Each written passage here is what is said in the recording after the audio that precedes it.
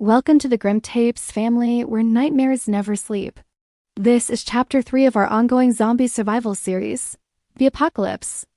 If you're new here, I highly recommend going back and watching Chapter 1 and 2 to catch up. But for now, strap in, stay quiet, and enjoy the story. The Apocalypse, Part 3. The engine purred beneath us, cutting through the open sea like a whisper. It was the first time in days, maybe weeks, that I heard something other than screams. Just waves, the creak of the boat, and us, still breathing. Rick was at the wheel, eyes locked on the horizon. Garen sat near the front, finally letting himself lean back, legs stretched, arms folded like he could sleep for the first time in years. We were alive. We made it out. I don't even know who started it, but someone laughed. Just laughed. Then Maria shouted, "We did it!" and everyone joined in. Chris threw his arms around Pamela and me, pulling us into a clumsy hug. "Look at us," he said, voice cracking. "Look at us, man. We made it." Garen cracked open a storage locker near the stern. "You've got to be kidding me," he muttered. He held up a dusty six-pack of beer and a crate of canned peaches and meatballs. "We feast tonight," Rick shouted. We cheered. We didn't even care how warm the beer was or how expired the labels looked. It tasted like victory. The sun was dipping low now, bleeding gold across the ocean. Waves lapped against the hull like they were clapping just for us. For the first time since everything fell apart, we could breathe. Pamela sat beside me, legs tucked under her, shoulders brushing mine. She was quiet. "What are you thinking?" I asked. She smiled, eyes distant. "That maybe we'll plant something again, grow tomatoes, raise chickens, like normal people." I looked at her and nodded. "I'd build you a greenhouse." She laughed softly, brushing hair behind her ear. "You'd forget to water it." "Not if you reminded me." For a moment, just one, the world was okay. She leaned in, her hand brushing mine. Our faces were inches apart. My heart was pounding, but not from fear for once. I started to lean in. "There it is!" Rick's voice cut through the moment like a blade. We all stood. Garen lifted the binoculars. Even Chris forgot he was green in the face for a second. The island rose from the sea like a sleeping giant. Mountainous terrain stretched high in the distance. Thick jungles lined the coast, vibrant green against the setting sun. A crescent beach curved around the southern edge, golden and untouched. It was huge, easily 5 or 6 miles across. There were birds in the sky, smoke trailing from a distant hill, signs of life. Chris immediately groaned and doubled over the rail again. "Oh my God, I swear if we don't land in the next hour, I'm jumping." "You're seasick, not 6, Maria snapped. "Just breathe through your nose and shut up." But none of us could stop smiling. For the first time, we had hope. And that island, it looked like paradise. It had been a week since we reached the island. A whole week. No running, no screaming, no death. Just wind, salt, sun, and the quiet hum of a second chance. We named it Seabird Island, after the flocks that nested along the cliffs. It was untouched. No infected, no traps, no bodies. Just long stretches of green, freshwater streams, rocky cliffs, and dense jungle inland. It felt like a miracle. We started building on day 2. Garen found a clearing near the beach and barked out orders like he was still in the service. Chris and I handled the heavy lifting, hauling logs, tying rope, building frames. Maria was the only one who knew how to lash properly. Pamela started mapping out a garden. Said we'd need good soil if we ever wanted to grow our own food. The first hut went up by the 4th night, a second one by the 6th. We turned part of an overhang near the shore into a makeshift pantry, shelves lined with whatever canned food and supplies we brought from the mainland. We even carved out a small training area where Garen drilled us every morning. "You call that a stance?" he'd yell. "Your grandma swings harder than that." Rick tried to block a hit and got knocked flat by a broomstick. Chris swung so wildly, he nearly took Maria's ear off. But we were getting better, stronger, and it was the first time any of us had laughed. Real laughter, in what felt like years. One night, we sat around a driftwood fire. The stars above us looked different, clearer, closer. You ever think we'd make it this far? Pamela whispered. I shook my head. Didn't even think I'd make it past the first day. Chris leaned back and exhaled. We got fire, shelter, food.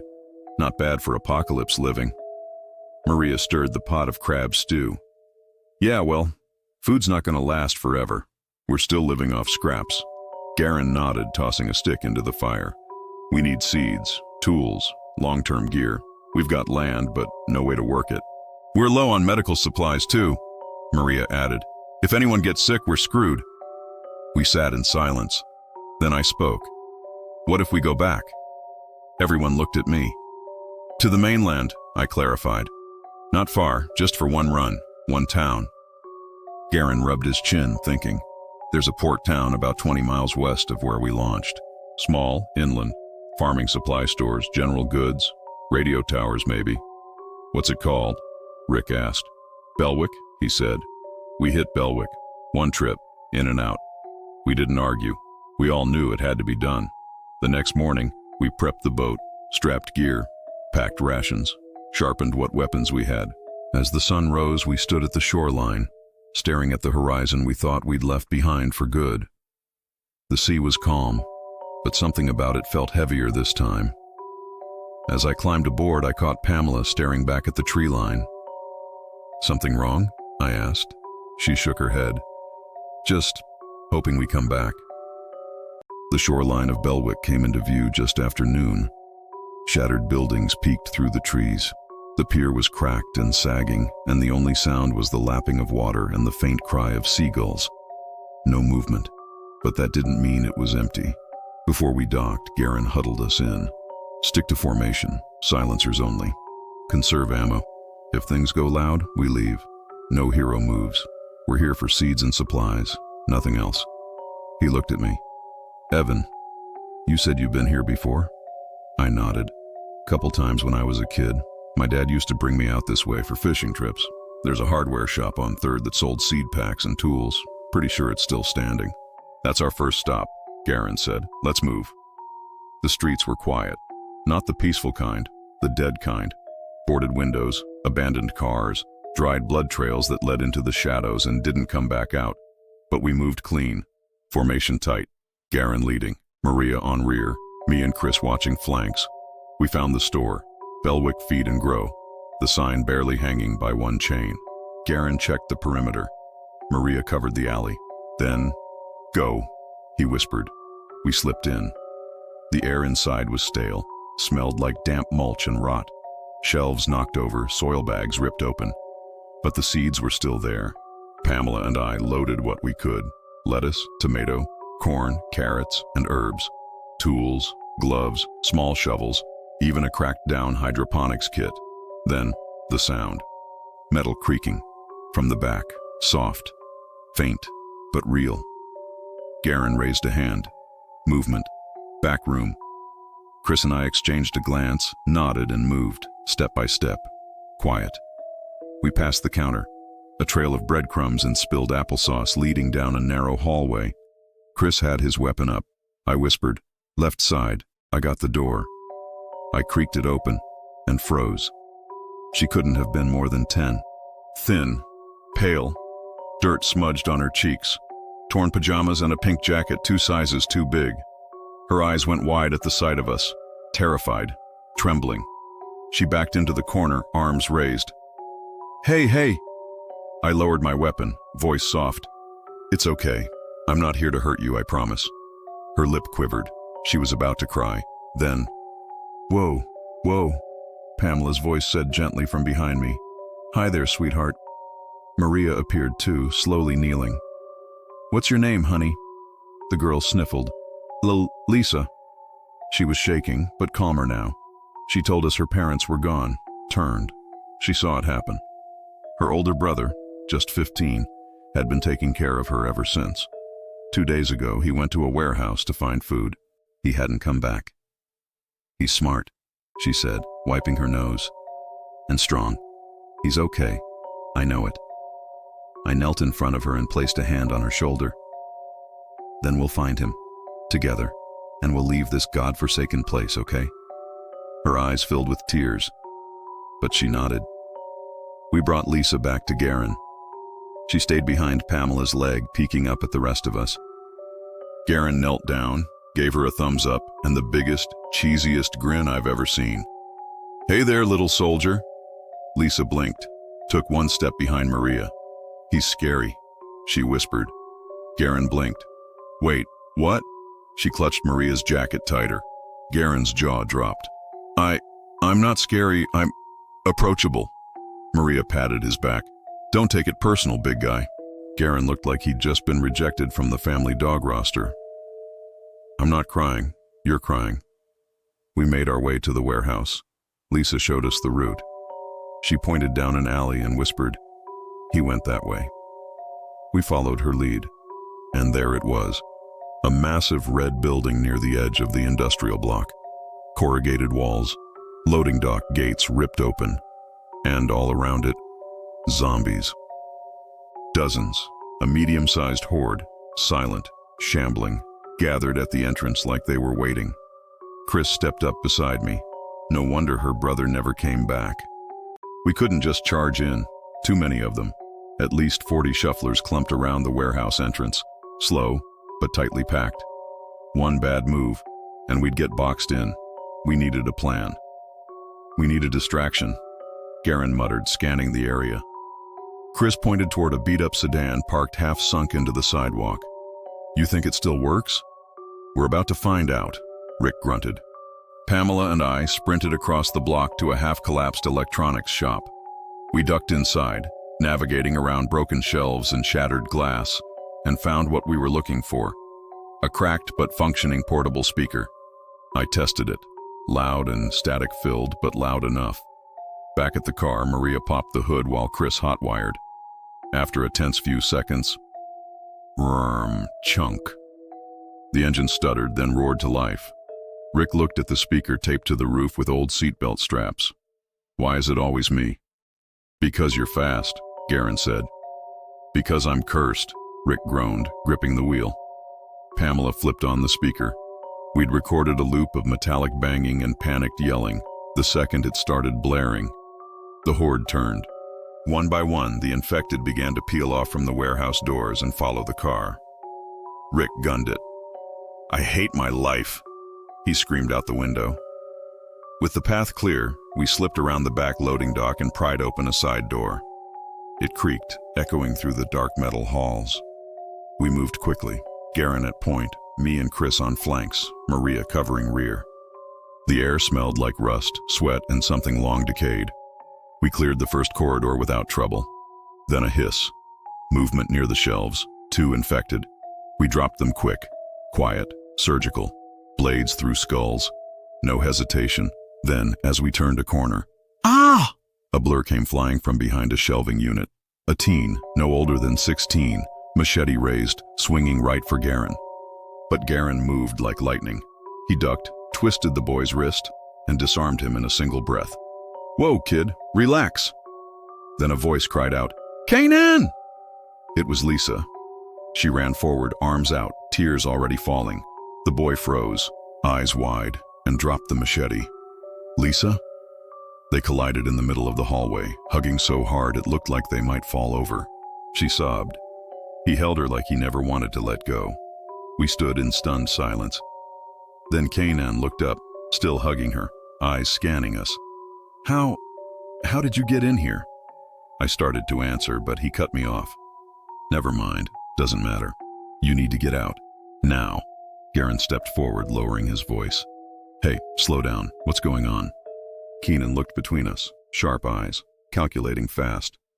"I don't know you, and you don't know me, but I am smart enough to know you saved my sister, and that makes you people I don't want dead."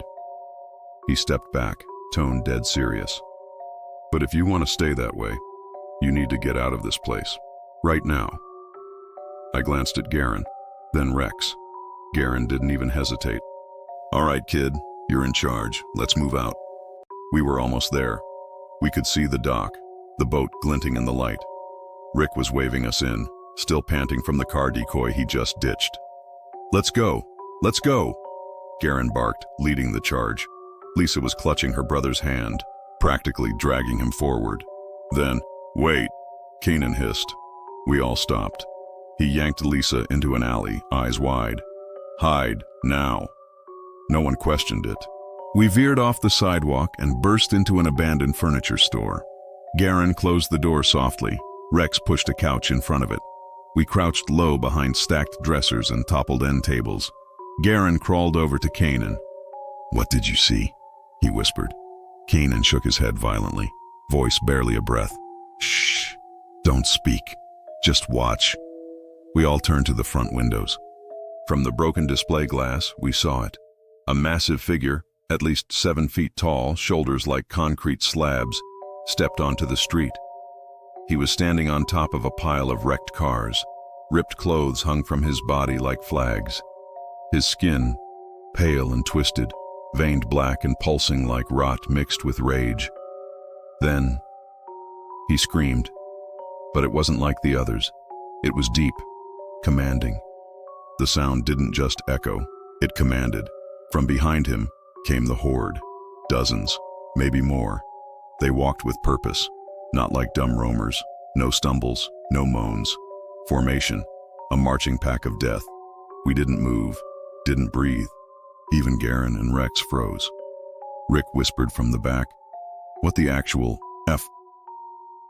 Nobody shushed him. No one dared speak again. 10 full minutes passed.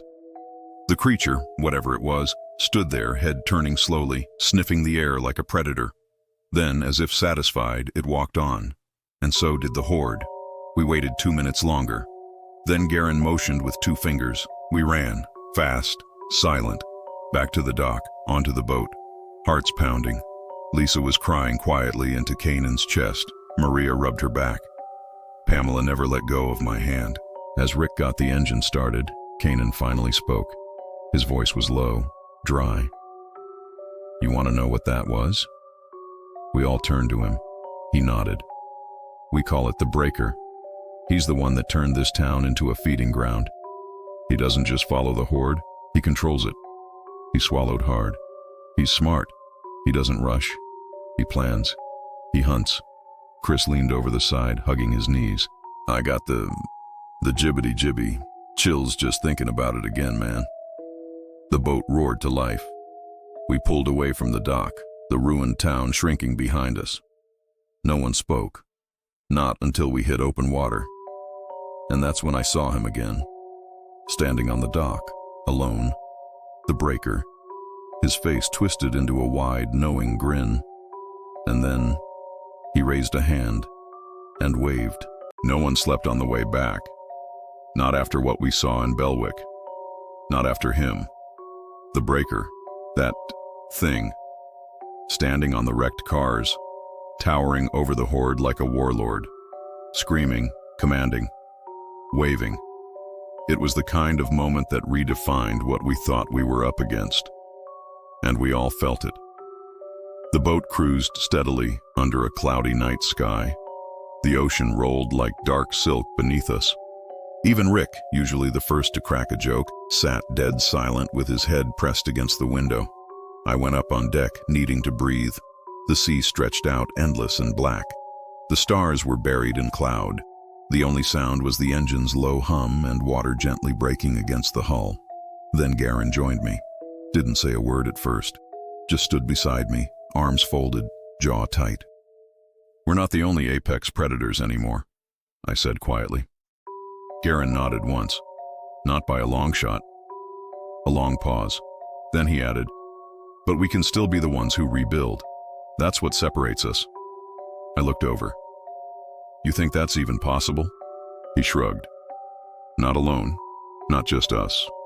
But if we find others like us, ones who haven't gone mad or given up." He glanced back toward the cabin where the others rested. "We survive through numbers, trust, community." Then, under his breath, "But not everyone thinks like us. Some people..." He stopped. "Some are worse than the monsters."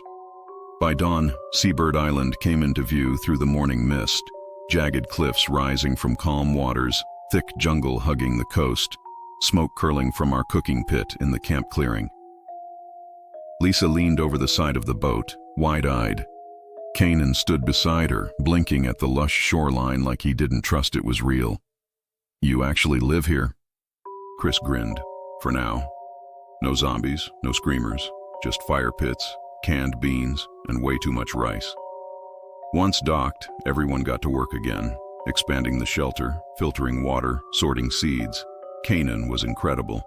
Within hours, he improved our solar rig, reinforced the radio antenna, and managed to boost the range on our shortwave radio. It was late afternoon when the static finally broke. A voice came through, shaky, muffled, frantic. Hello? Hello? Can anyone hear me? Please, if anyone's out there.